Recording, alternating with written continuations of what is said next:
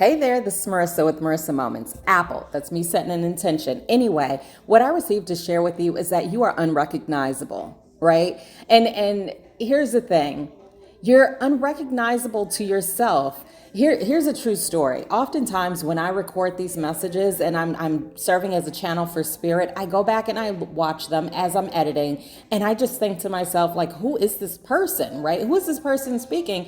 And I have to remind myself that it is actually me. Now that might sound like whatever, but I say that as an illustration of where you are and where you've been going.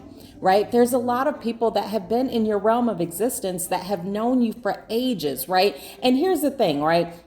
So society will tell us that the longer we have someone in our lives, the better it is.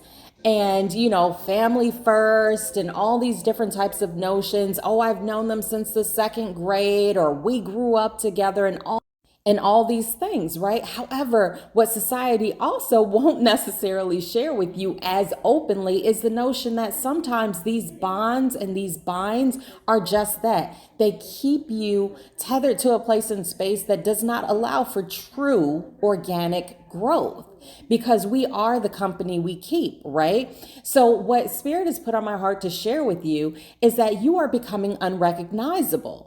And that's through the pain, that's through the trauma, that's through the toxicity, that's through the lessons, the hard lessons that you have had to be, what I see is almost like cards being dealt, right, over the years. And you've been playing that hand, but you've been playing it so well that people at the table think you're cheating.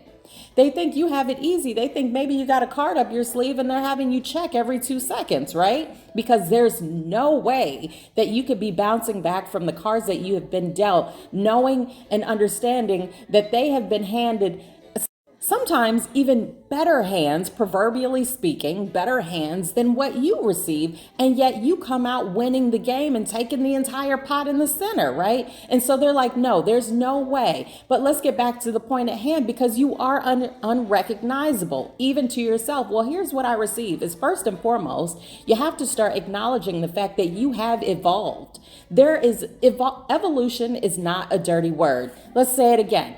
Evolution is not a dirty word, especially when we're talking about spiritual and divine evolution. It is necessary for the growth and healing, not only of self, but of society as a whole, right? But what Spirit is saying is that you have changed. You are unrecognizable, and that is in the most beautiful way possible.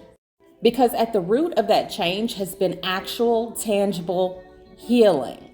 And in addition to that, what God has been doing, what Gaia, ancestors, angels, and saints have been doing is that giving you that recompense of spirit, of external, of emotional, of mental, of all of these things, which have been leading to your evolution and your change, your upgrades, all of these different types of things depending upon how you choose to see it.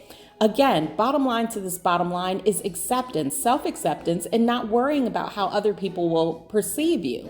Because some people will take your evolution, your change, your all of these types of things as a direct attack on them, when it has literally nothing to do with them and everything to do with you. You've simply outgrown certain places and spaces and environments, and that's fine. It's a part of growing up. It's a part of your maturing. It's a part of your evolution. So find that acceptance of self. Don't worry about how other people might be perceiving you and judging you, and keep evolving, because you are unrecognizable, but in the most beautiful, best way possible. So just keep going. And that's it. Tomato.